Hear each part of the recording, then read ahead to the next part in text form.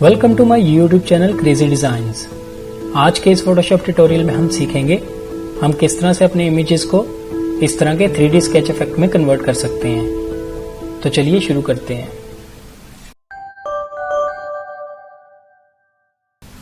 3D sketch effect create करने के लिए हम बैकग्राउंड पे ये वाला इमेज यूज करेंगे। इस PSD का लिंक मैं डिस्क्रिप्शन में दे दूंगा। अगर आप सेम यूज करना चाहते हैं तो आप वहां से डाउनलोड कर सकते हैं। इस PSD में ये देखिए, ये एक पेंसिल का इमेज होगा, इसी तरह ये एक पेपर है और ये एक बैकग्राउंड का इमेज है। मेन इमेज यूज करने के लिए आप कोई भी इमेज यूज कर सकते हैं। मैं ये वाला इमेज यूज कर रहा हूँ। फर्स्ट स्टेप में हम इसका बैकग्राउंड रिमूव करेंगे। हम इसकी सिलेक्शन बनाएंगे, यहां से जाएंगे हम सिलेक्ट में और यूज करेंगे सब्जेक्ट।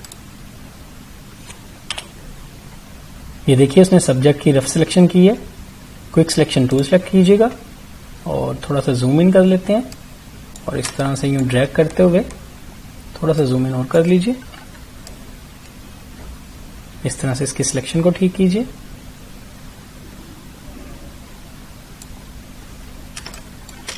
यहां से भी बेहतर करेंगे सिलेक्शन। सिलेक्शन बेहतर करने के बाद किसी भी वक्त आप अपनी सिलेक्शन को देखना चाहते हैं तो आप अपने कीबोर्ड से Q प्रेस कीजिए। क्विक मास्क आपका ऑन हो चुका है। अब आप अपनी सिलेक्शन को देख सकते हैं। ये देखिए, जूम इन करते हैं। यहाँ पे सिलेक्शन थोड़ी बेहतर करने के लिए फिर से Q प्रेस करेंगे और यहां से सिलेक्शन को ठीक करेंगे। इस तरह से सिलेक्शन बनाने के बाद अब आप अपने कीबोर्ड से Ctrl J प्रेस कीजिए और इस लेयर की कॉपी बना लीजिएगा। अब हम अपने कीबोर्ड से V प्रेस करेंगे, मूव टूल सेलेक्ट कीजिएगा और इस लेयर को यूं ड्रैग करते हुए इस मेन डॉक्यूमेंट में ले आइएगा। Ctrl T प्रेस करेंगे और इसको रिसाइज करेंगे। इस तरह से पेपर पे एडजस्ट करेंगे। मैं इसको थोड़ा सा यहां पे रखूंगा और यहां से थोड़ा सा छोटा करेंगे, कैनवस में लेके आएंगे ऑलमोस्ट इस जगह पे।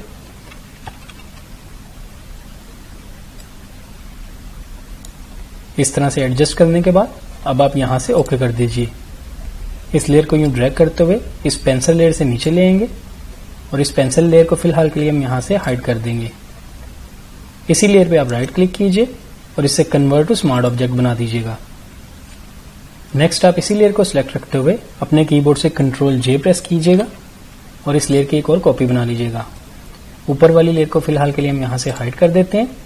इस लेयर को फिर से सिलेक्ट करेंगे, यहां से जाएंगे एडजस्टमेंट लेयर में और यूज करेंगे ब्लैक एंड व्हाइट। इस पैनल को आप यहां से बंद कर दीजिएगा। ब्लैक एंड व्हाइट करने के बाद इन दोनों लेयर्स को आप सिलेक्ट कीजिए और फिर से राइट क्लिक करने के बाद इसे कन्वर्ट टू स्मार्ट ऑब्जेक्ट बना दीजिए। अब हम इसकी दो और कॉपीज बनाएंगे। अपने कीबोर्ड से Ctrl J प्रेस करूंगा 2 दफा और इसकी टोटल हमारे पास अब 3 कॉपीज हैं। अब आप इन तीनों लेयर्स को सिलेक्ट कीजिए और Ctrl G प्रेस करते हुए इसका एक ग्रुप बना लीजिएगा। इस ग्रुप का आप नाम भी चेंज कर सकते हैं। मैं ब्लैक एंड व्हाइट रख देता हूं और यहां से एंटर कर देंगे। ग्रुप को ओपन करेंगे। टॉप वाली लेयर को फिलहाल के लिए यहां से हाइड करेंगे। मिड वाली लेयर को आप सिलेक्ट कीजिएगा। हम इसका ब्लेंडिंग मोड चेंज करेंगे। आप नॉर्मल पर क्लिक कीजिए और यहां से यूज करेंगे कलर डॉज। अब हम यहां से जाएंगे फिल्टर में, ब्लर और यूज करेंगे गॉसियन ब्लर। यहां पे इसकी वैल्यू हम 7 to 8 देंगे। मैं यहां पे 8 टाइप करता हूं और इसके बाद आप यहां से भी ओके कर दीजिएगा। नेक्स्ट हम फिर से जाएंगे एडजस्टमेंट लेयर में और इस बार हम यहां से यूज करेंगे इन्वर्ट। इन्वर्ट की लेयर अप्लाई करने के बाद हमें सिर्फ इसी लेयर पे अप्लाई करना है, तो हम इसको क्लिपिंग मास्क कर देंगे। आप इस वाले आइकन पर क्लिक कीजिए। ये देखिए क्लिपिंग मास्क हो चुका है। अब ये सिर्फ इसी लेयर पे अप्लाई होगा। ये अप्लाई करने के बाद हम इसके शेडोज यानी लेवल्स को थोड़ा बेहतर करेंगे।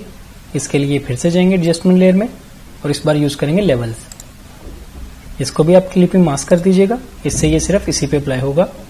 अब हम इस वाले स्लाइडर को जो शेडोज का है इसको थोड़ा सा राइट की तरफ लेके आएंगे। ये देखिए आप डेप्थ देख सकते हैं बढ़ती जा रही है। मैं बहुत ज्यादा नहीं करूंगा, इसकी आप डायरेक्टली वैल्यू भी दे सकते हैं। हर इमेज का आप अपने मुताबिक दे सकते हैं। मैं यहाँ पे 30 टाइप कर देता हूँ और इसके बाद इस पैनल को भी यहाँ से बंद कर देंगे।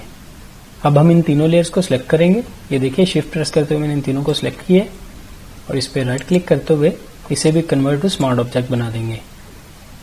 हमें इसका ब्लेंडिंग मोड भी चेंज करना है। आप नॉर्मल पे क्लिक कीजिएगा और यहां से यूज करेंगे कलर डॉज। नेक्स्ट हम इस टॉप वाली लेयर को सिलेक्ट करेंगे और यहां से इसको अनहाइड करते हुए यहां से जाएंगे फिल्टर में और यूज करेंगे फिल्टर गैलरी। यहाँ फिल्टर गैलरी में आने के बाद स्केच के फोल्डर को आप ओपन कर लीजिएगा और यहाँ से चारकोल सेलेक्ट कीजिएगा। साथ साथ आप प्रीव्यू भी देख सकते हैं। मैं जूम आउट कर देता हूँ। ये देखिए यहाँ पे आप चारकोल की थिकनेस में 2 टाइप कीजिएगा, डिटेल में हम 3 टाइप करेंगे और यहाँ से लाइट डार्क बैलेंस को 60 टाइप करने के बाद आप यहाँ से ओके कर दीजिएगा। अब हम इसका ब्लेंडिंग मोड चेंज करेंगे। नॉर्मल पे क्लिक कीजिएगा और यहाँ से यूज करेंगे मल्टीप्लाई। इसकी ओपेसिटी भी हमें कम करनी है। यहाँ पे मैं 45% टाइप करता हूँ और एंटर कर दीजिएगा। इसके बाद आप इस ग्रुप को सिलेक्ट कर लीजिएगा। ग्रुप का ब्लेंडिंग मोड भी चेंज करेंगे। हम यहाँ से यूज करेंगे मल्टीप्लाई। इसकी ओपेसिटी भी हमें थोड़ी कम करनी है। मैं यहाँ पे 72 टाइप करता हूँ और एंटर कर देंगे। नेक्स्ट हम इस स्केच को पेपर एरिया के अंदर लेके जाएंगे। इसके लिए आप यहाँ से पेपर के पिक्सेल्स को सिलेक्ट कीजिएगा। कंट्रोल प्रेस करते हुए आप इस लेयर पे क्लिक कीजिए। ये देखिए सिलेक्शन बन चुकी है।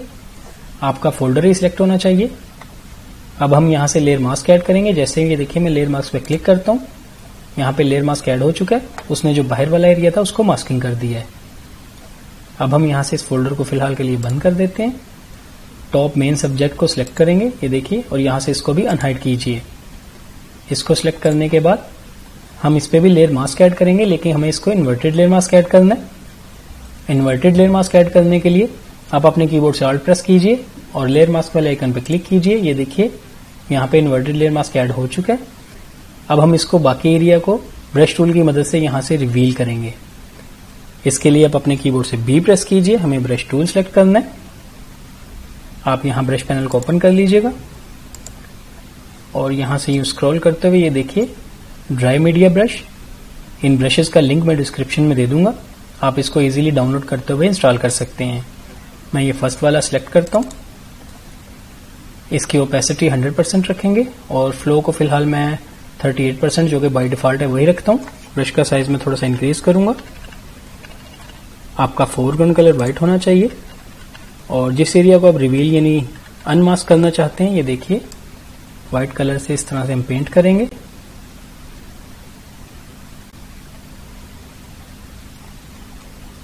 ये पेंट करते जाइए। थोड़ा सा जूम इन करता हूं, आपको क्लियर दिखेगा। ये देखिए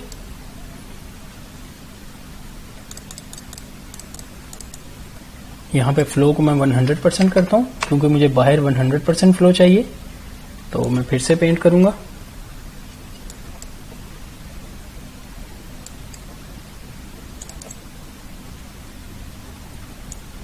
जैसे जैसे मैं स्केच की तरफ आऊंगा मैं इसके फ्लो को कम करता जाऊंगा। ये देखिए अब मैं यहाँ पे 30 टाइप करता हूँ और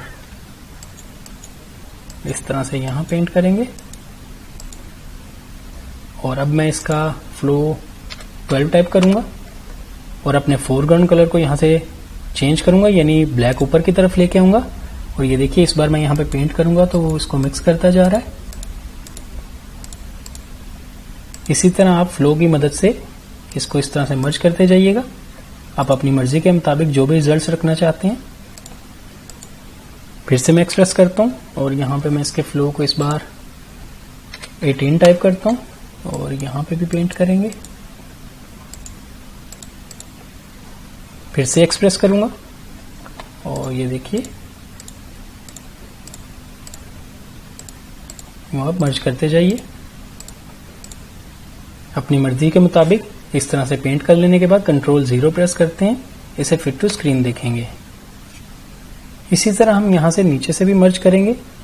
इसके लिए आप इस वाले मास्क को सिलेक्ट कर लीजिएगा जो हमने यहाँ फोल्डर पे अप्लाई किया था। ब्रश टूल आप सेम वही रखिएगा और यहाँ से भी मैं जूम इन करता हूँ। इसके फ्लो को मैं यहाँ पे 30 टाइप करूंगा और सेम ब्रश को यूज करते हुए ये देखिए सेम टेक्निक से हम इस तरह से यहाँ पे पेंट करेंगे। आप बिल्कुल एडजस्ट पे इस तरह से पेंट करते जाइएगा। फ्लो को मैं इस बार 15 टाइप करूंगा और एक्सप्रेस करता हूं। ब्रश का साइज थोड़ा कम करेंगे। ये देखिए फिर से एक्सप्रेस करेंगे और इसके एडजेस को इस तरह से मर्ज करेंगे। ब्रश का साइज इस बार मैं थोड़ा इंक्रीज कर लेता हूं। आप अपनी मर्जी के मुताबिक इसको जिस तरह से भी और जितना भी मर्ज करना चाहते हैं आप इस ब्रश की मदद से और फ्लो को कम या ज्यादा करते हुए इसको अपने मुताबिक इसको एडजस्ट कर लीजिएगा और इस तरह से पेंट करते जाइएगा। ये देखिए, इस तरह से पेंट कर लेने के बाद Ctrl 0 प्रेस करेंगे फिर से और इसे फिट टू स्क्रीन देखेंगे। लास्ट स्टेप में मेरे पास ये देखिए एक पेंसिल का इमेज भी था, इसको भी हम यहाँ से अनहाइड करेंगे और इसको यूँ सिलेक्ट करते हुए इसकी पोजीशन आप एडजस्ट कर लीजिए। मैं Ctrl T प्रेस करता हूँ और इसको मैं थोड़ा सा यूँ रोटेट करूँगा। आप इसको जहाँ भी रखना चाहते हैं, मैं इसको फिलहाल यहाँ रखता हूँ। आप अपनी मर्जी के मुताबिक इसको जहाँ भी एडजस्ट करना चाहते हैं आप कर लीजिए। मैं इसको यहाँ रखने के बाद ऑलमोस्ट इस जगह रखेंगे और इसके बाद यहाँ से ओके कर देंगे। ये अप्लाई करने के बाद अब आप देख सकते हैं हमारा 3D स्केच इफेक्ट क्रिएट हो चुका है। ये देखिए,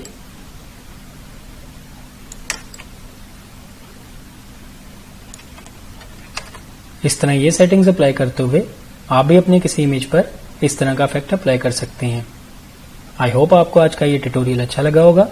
वीडियो पसंद आई तो लाइक कीजिएगा, मेरे चैनल को सब्सक्राइब कीजिए। मिलते हैं नेक्स्ट वीडियो में एक न्यू ट्यूटोरियल के साथ। Thank you.